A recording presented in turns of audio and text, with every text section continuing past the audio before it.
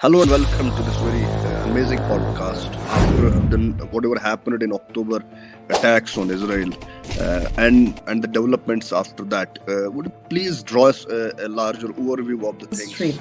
More than 250 people were kidnapped from Israel. Many men and women were raped or suffered from sexual abuses and assaults. How much of optimism is actually around this IMAC corridor in the Israel itself? India saw it as an opportunity to build bridges between all countries, come together in order to bring to prosperity and development in the region. Hello and welcome to this very amazing podcast with someone who is from a different country called Israel. Normally, I would host conversations with people who are living within India or have been to other parts of the world and are into international relations. I normally do drop an invitation or two to them so that they come up to my conversations. But today is a special guest from Israel. And the topic itself is very much important when it comes to Middle Eastern geopolitics. I would not take much time to introduce her. She is Nina Slama, one of the most outstanding researchers that I have come across when it comes to geopolitics and foreign policy, and especially India-Israel relations. Welcome on the podcast, Nina. Thank you, Miraj. Thank you for having me. So the first things first, after whatever happened in October, the attacks on Israel and the developments after that, would you please draw us a larger overview of the things, what happened out there, because you have been there, living as a citizen. How was it? I mean, an attack of that massive scale and the casualties thereof, and then whatever happened on the political side in Israel and also at the global level. Would you just open it up for us? Yes. So on October 7th, a Hamas terrorist organization decided to launch an attack on Israel. It was an unprecedented attack because the level of violence and the scale of violence was unprecedented. It was the morning of Saturday. In each and every Saturday in Israel, the Jewish people are marking the Jewish day of rest, of Shabbat. And in 6:30 in the morning, Hamas launched a terrorist attack, very gravely killed, injured. Some of them were dismembered, beheaded, and forcefully and brutally dragged from Israel to the Gaza Strip. More than 250 people were kidnapped from Israel to the Gaza Strip. Many men and women were raped or suffered from sexual abuses and assaults. And the victims of these attacks were men, women, children, babies, and elderly people, together with soldiers. So we're talking about an attack that was unprecedented, and why these attacks happened, more than 5,000 rockets were fired from the Gaza Strip to Israel. And many people in Israel didn't understand exactly what happened because it was also the morning of the Jewish festival of Simchat Torah. We have to understand that Simchat Torah is a Jewish festival that marked the end of reading the Torah, which is the Bible, the sacred book and the holiest book of the Jewish people. And it was supposed to be an auspicious day where people would celebrate the occasion of finishing to read the Torah, which turned to be the most horrific day of Israel and the Jewish state.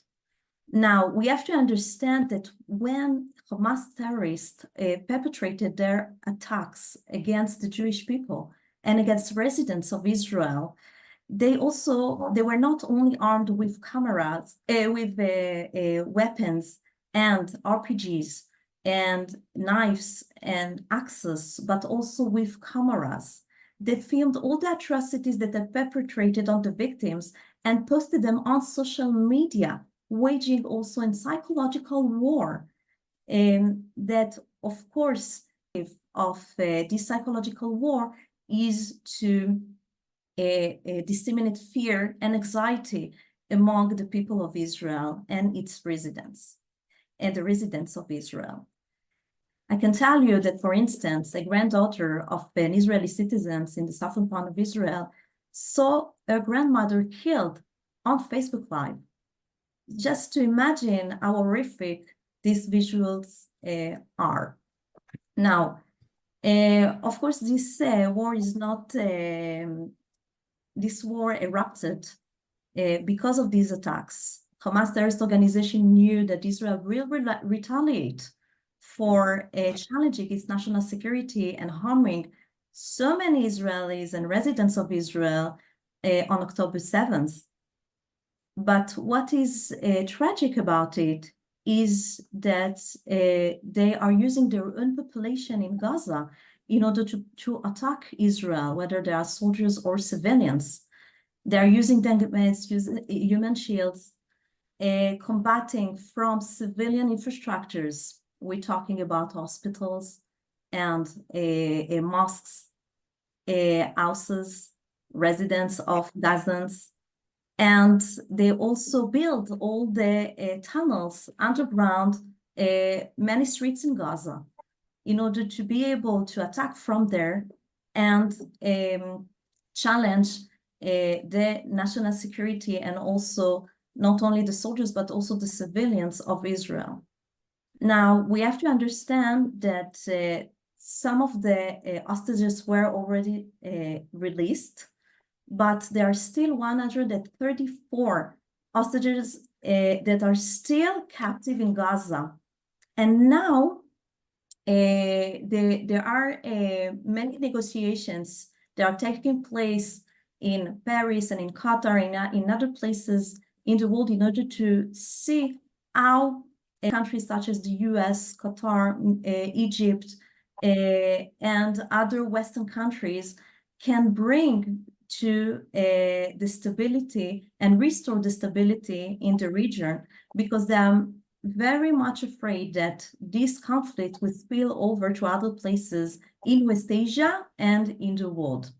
Now, we have to understand that this war is challenging Israel not only in Gaza, but also in the border with Lebanon, with Syria, and also in the Red Sea, with the Houthis in Yemen that are challenging not only Israel, but also the free navigation of different vessels of different countries through the Canal Suez and the Red Sea.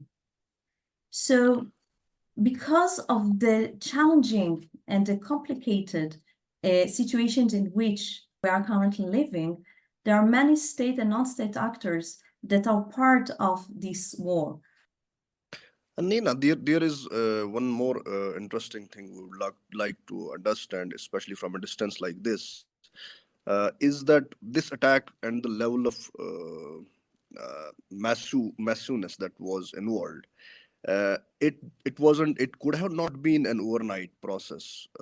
There must have been things that were involved quite long way before the attack actually happened.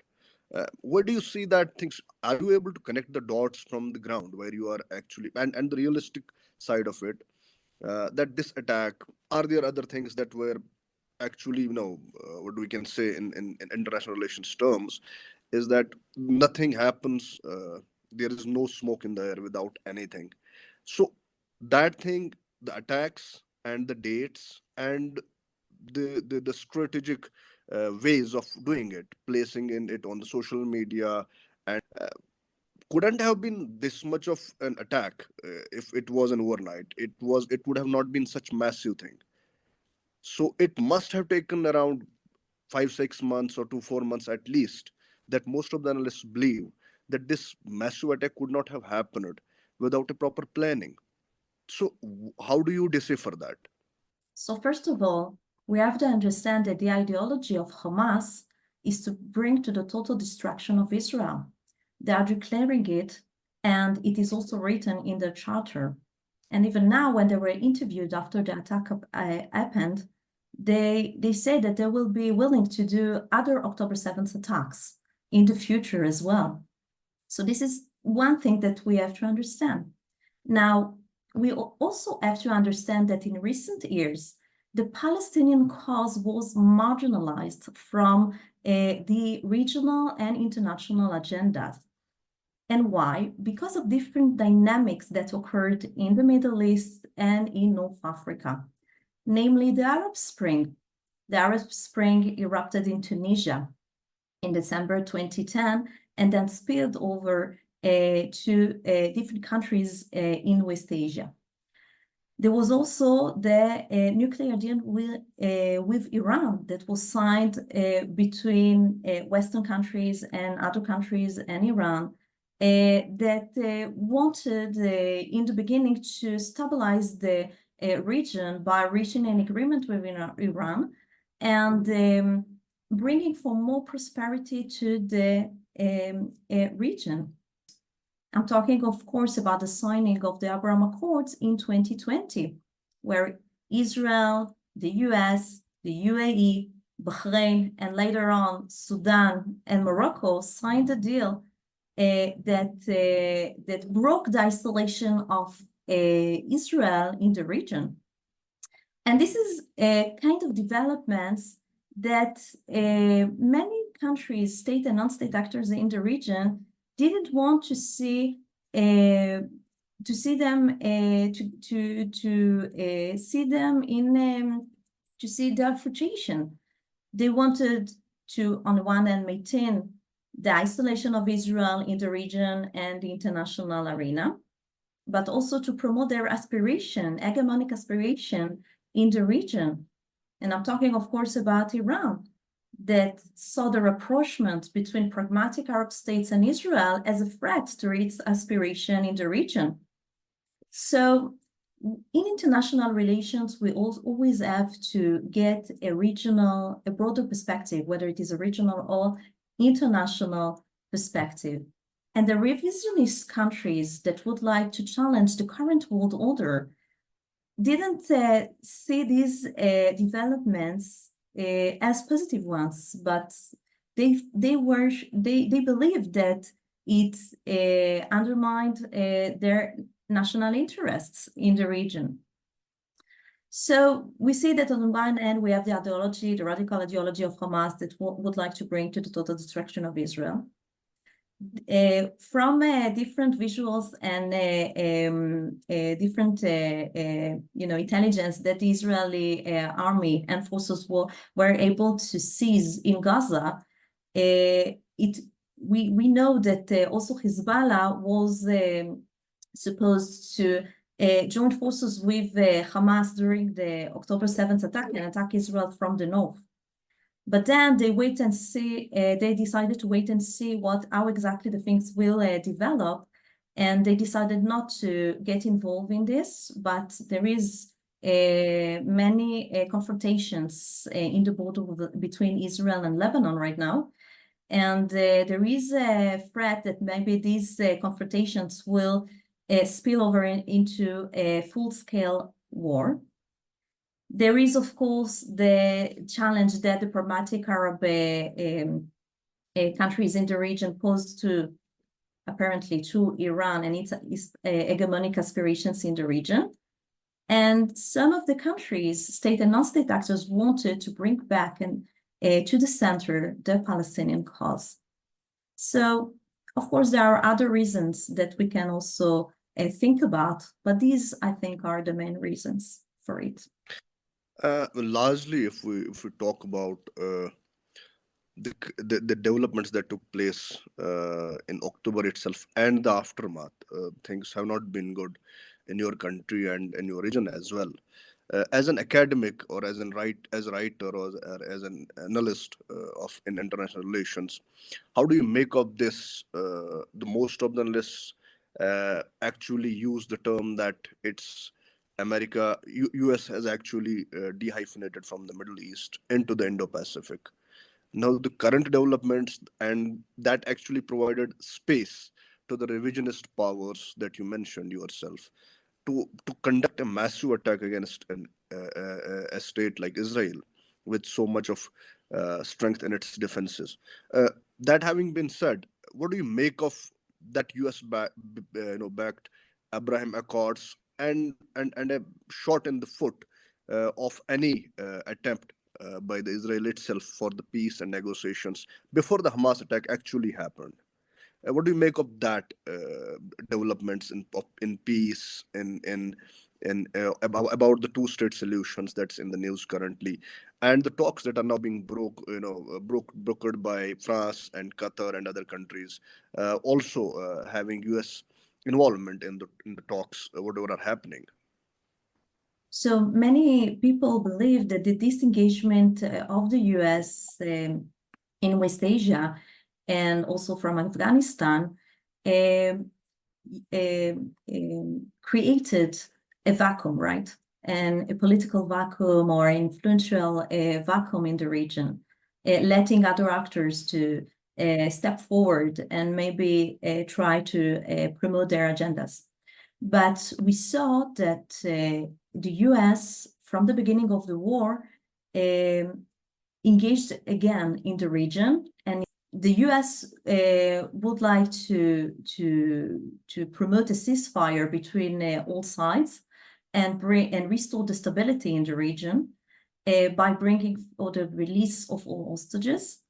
So we see a re-engagement of the US in the region, whether it is in the negotiations table, but also with the different parts, calling not only supporting Israel, but also aspiring to promote a two-state solution, and also to bring to the total release of all hostages, and trying to come together with the different partners, namely Qatar, Egypt, Israel, and Hamas terrorist organization, in order to see how they can all de-escalate the current situation in order to not spill over in other places of the region, in the region. No, deviating a bit from the Hamas attacks and whatever happened, is that the New Delhi declaration in the G20 summit that we all saw. I mean, it was the biggest breakthrough that most of the analysts and veterans called. How much of optimism is actually around this IMAC corridor in the Israel itself, and the amount of optimism that's being added to this and is around the IMAC corridor in India? I hope that it must be either equivalent to that or more than that, because the amount of potential and the incentives that analysts actually understand if this IMAC corridor just concludes with the right intent that all the countries who are signatories to it. So we mentioned earlier the Abraham Accords. And when these accords were signed, it led to many positive implications in the region. Since Israel was able to normalize its relations with Bahrain and the UAE, India saw it as an opportunity to build bridges between all countries, come together in order to bring to prosperity and development in the region. But what was interesting about these islands, that they mostly discussed about issues that are related to what we call personal security or human security of the people, namely dealing with renewable energies, with climate change, with food security, all kinds of sectors that can assure the development, stability, and prosperity of all people. Now, why these countries focused on these sectors? The reason is that after the pandemic, the COVID-19 pandemic erupted, there were many, many challenges that many countries faced. namely healthcare issues, but also supply chain issues, and all kind of things that challenges the basic needs of human security. This is why they decided to come together in order to think about proactive steps that will bring to the stability and the development of all countries. Now, you mentioned that India, as the president of the G20, also promoted the Indian Middle East corridor that will bridge or will connect India through Saudi Arabia, the UAE, Jordan, Israel, to Europe, in order to continue these projects that they wanted to promote with these countries. Now, we know that the current war maybe slow down these processes because the situation became so combustible between all parties. But I think that it only slowed down the processes and didn't alter them, because all these countries would like to bring to a change, would like to make the life of their people better. And this is why I think that the project will go on. Just recently, I can tell you that the Israeli transport minister visited India in several ports of Maharashtra in order to see how they can contribute, how Israel can contribute to promote the IMEC.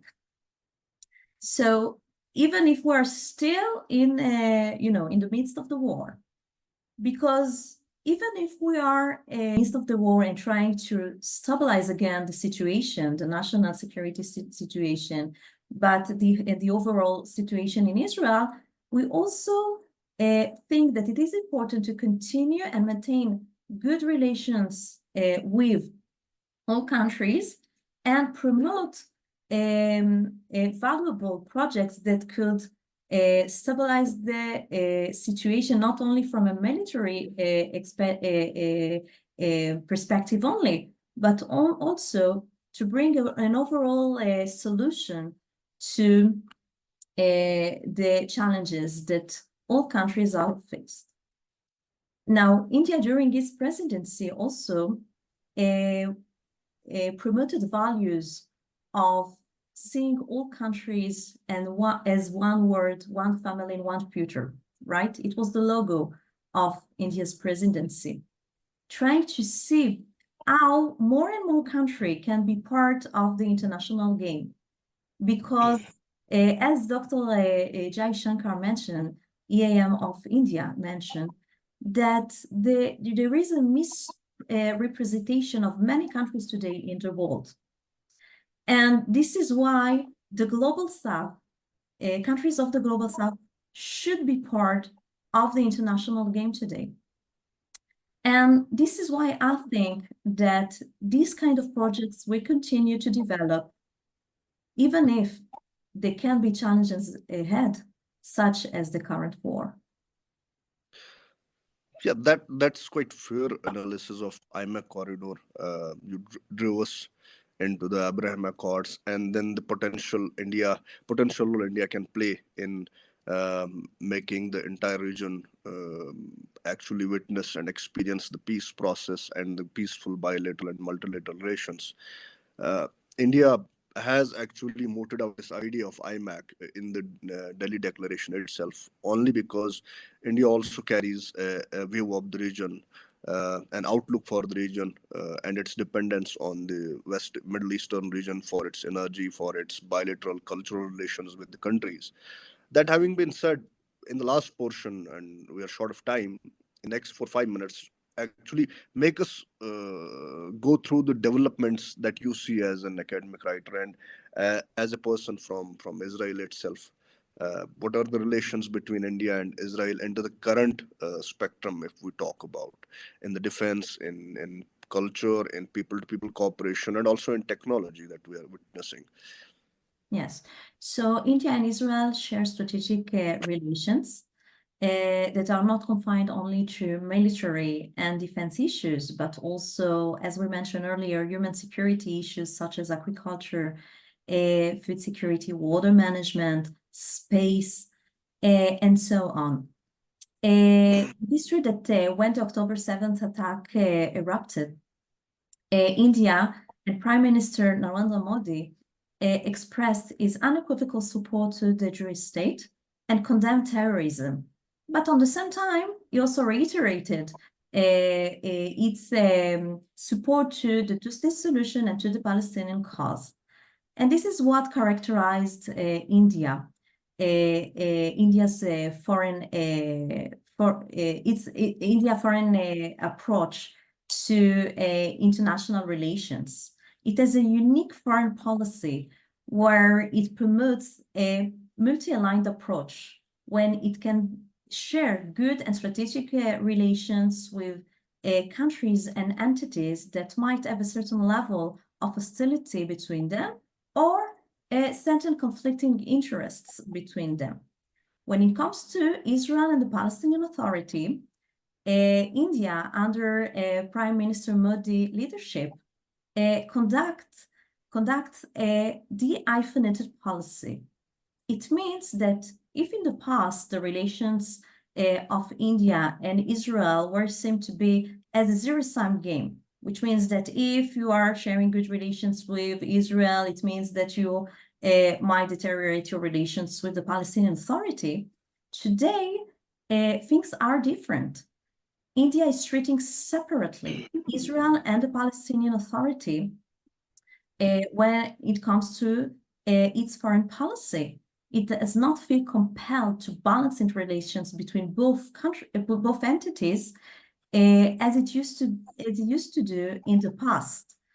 So I believe that the relations between both countries will continue to thrive, will continue to extend, and both countries will continue to be part of initiatives that will bring to regional and international stability, security, and prosperity.